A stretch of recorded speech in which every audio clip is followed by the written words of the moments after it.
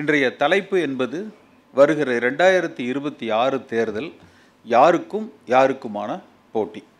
அம்மா அவர்கள், ஜெயலலிதா அம்மா அவர்கள் மறைந்ததற்கு பிறகு பார்த்தீங்கன்னா, அதே போல் கலைஞர் அவர்கள் மறைவுக்கு பிறகு வந்த திரு ஸ்டாலின், இந்த களத்தை ஸ்டாலின் வெர்சஸ் எடப்பாடி பழனிசாமின்னு அவர் அமைக்கல. திமுக வெர்சஸ் அண்ணா திமுக என்றும் அவர் அமைக்கல. 2021 நீங்கள் பார்த்தீங்கன்னா திரு ஸ்டாலின் அவர்களது அந்த பிரச்சாரமே அதிகமாக அவர் பேசியது இந்துத்துவா. அந்த இந்துத்துவாவுக்கு எதிராக அதிமுக அடிமை கட்சி, பாஜகவோடு கூட்டணி சேர்ந்துருச்சு, பாஜக நேரடியாகவோ மறைமுகமாகவோ தமிழகத்தை ஆள்வதற்கு பாஜக உறுதுணையாகக்கூடாது.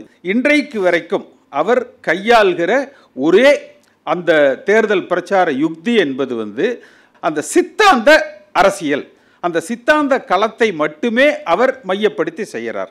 ஆனால் அதை தாண்டி சென்ற தேர்தலில் இன்னொரு பிரச்சாரத்தையும் செய்தார். Corruption collection commission. முடிஞ்சால் திரு ஸ்டாலின் அவர்கள் இந்த முறை அதை பேசணும். ஆனால் அதை பேச மாட்டார்.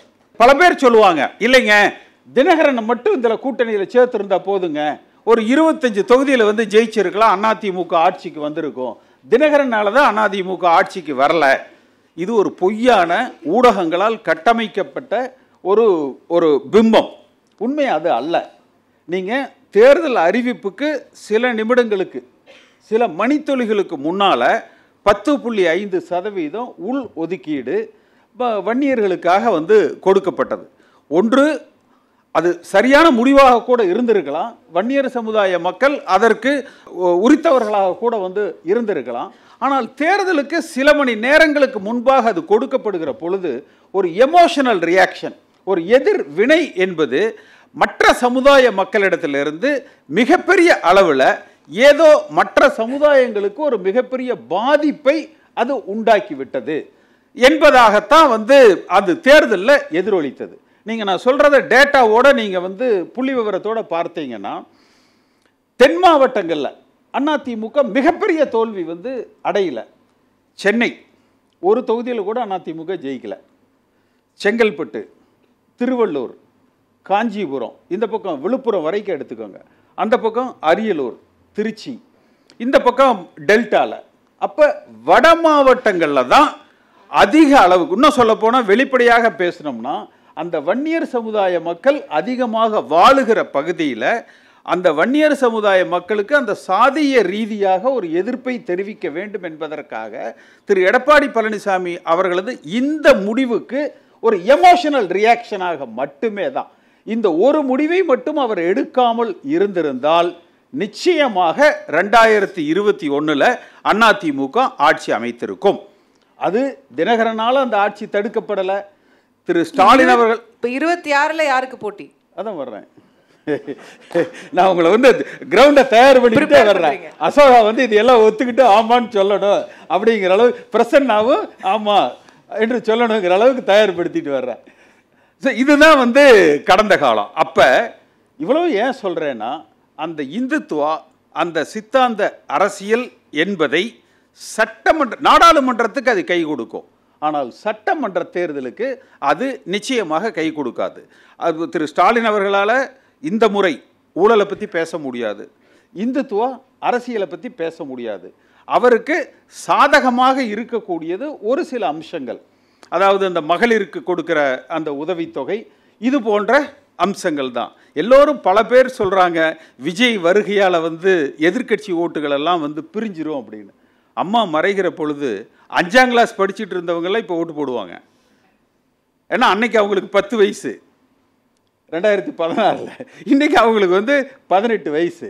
அப்போ இவர்கள் குறிவைத்து அந்த மகளிருக்கு கொடுக்குற அந்த தொகை ஆகட்டும், அல்லது அந்த கல்லூரியில் படிக்கிறவங்களுக்கு கொடுக்குற அந்த உதவிகள் ஆகட்டும், பெரும்பாலான அந்த இளைஞர்கள் வாக்குகளை கவர வேண்டும், அடுத்த தலைமுறைக்கு ஆன அரசியலுக்கு திரு உதயநிதி அவர்களை தயார் செய்ய வேண்டும் என்கிற நோக்கத்தோடு வைத்ததை மொத்தமாக விஜய் அதை அள்ளிட்டு போறாரு. அப்ப அதனால விஜய் எடுக்க போறது திமுக ஓட்டு. ஆமா, இது விஜய்க்கு போறது திமுக ஓட்டு. அடுத்தது நீங்கள் பாஜக அதிமுகவோட கூட்டணி சேருகிற பொழுது சிறுபான்மையினர் ஓட்டு இதுவரைக்கும் யாருக்கு போகும்? பாஜக இந்த பக்கம் இருந்ததுன்னா நிச்சயமா திமுகவுக்கு வந்து போகும். அப்ப விஜய் தனித்து நிற்கிற பொழுது பெரும்பான்மையான சிறுபான்மையினர் ஓட்டு வந்து விஜய்க்கு போகும். அப்ப எந்த விதத்திலையும் விஜயினுடைய வருகை அதிமுகவினுடைய வாக்கு வங்கியை பாதிக்காது. பல நேரங்களில் வந்து விஜய் அதிமுகவோட கூட்டணி என்பதாக பேசப்பட்டதே கூட அதுக்கப்புறம் பார்த்தீங்கன்னா இந்த ஒன்றுபட்ட அதிமுகங்கிறது அப்படியே காலி ஆயிடுச்சு. முதல்ல வந்து நாடாளுமன்ற தேர்தலுக்கு அப்புறம் நான் தான் ஒரு பத்திரிகையாளர் சந்திப்பை நடத்தி, இல்லை நாடாளுமன்ற தேர்தல் இப்படி இருக்கு, வருகிற சட்டமன்ற தேர்தலில் அதிமுக வெற்றி பெற வேண்டும் என்றால் ஒன்றுபட்ட அதிமுக அவசியம்னு சொல்லி எல்லாம் தம் கட்டி பயங்கரமாக அதுக்கு வந்து பெரிய வரவேற்பு வந்து இருந்தது. அதையெல்லாம் நம்பித்தான் செங்கோட்டையிலும் களத்தில் இறங்கினார். ஒன்றுபட்ட அதிமுகவுக்கு பெரிய வரவேற்பு இருக்குன்னு. எடப்பாடி பழனிசாமி என்ன பண்ணார்? டக்குன்னு இந்த விஜய் நம்மளோட ஒரு கூட்டணி என்ற உடனே பார்த்தீங்கன்னா அப்போ இது நல்லா தானே இருக்கு. விஜய் அதிமுகனா ஒரு 200 சீட், நானே ஒரு பதிவு போட்டேன், விஜய் அதிமுக கூட்டணினா 200 சீட்டுக்கு மேலே வெற்றி பெறும் என்கிற ஒரு சூழ்நிலை நிச்சயமா இன்றைக்கும் அதுதான் உண்மை. அப்போ அப்படி ஒரு சூழ்நிலை வந்து உருவாச்சு. நல்ல வேளை இன்றைக்கு விஜய் தரப்பிலிருந்து வந்து அதை தெளிவுபடுத்திட்டாங்க. அதாவது நிச்சயமாக நாங்கள் தனித்து தான் போட்டியிடுறோம். அப்போ இந்த ரெண்டாவது ஒரு இது இருக்கு, விஜய்க்கும் நாம் தமிழருக்கும் கடுமையான போட்டி இருக்கும். விஜயை பொறுத்த வரைக்கும் எந்த விதத்திலையும் முன்னேறிடாம எந்த தொகுதியிலையும் அதிக வாக்கு வாங்காம சகோதரர் சீமானும் அவர் தம்பிகளும் பார்த்துக்குவாங்க. அதனால வந்து அதை நம்ம வந்து பெரிய அளவில், ஏன்னா அவர்கள் எடுக்கிறது வந்து நாம் தமிழரை பொறுத்த வரைக்கும் அது வந்து ஒரு சித்தாந்த அரசியல், ஒரு எதிர்கால அரசியல். தம்பி சொன்ன மாதிரி அந்த திராவிடத்துக்கும் தமிழ் தேசியத்துக்கும் என்றால் திராவிடத்துக்கு வந்து இன்றைய தேதிக்கு 75% மேலே அந்த வாக்குகள் வந்து இருக்கு. அப்போ இந்த இரண்டு திராவிட கட்சிகளுமே வலிமையாக தமிழகத்தை ஆளுகிற பொழுது மாற்று சித்தாந்தத்துக்கு இன்னும் கால நேரம் எடுக்கும். அப்போ வருகிற தேர்தலில் ஆட்சி அமைக்கப் போவது அதிமுகவாகத்தான் இருக்கும்.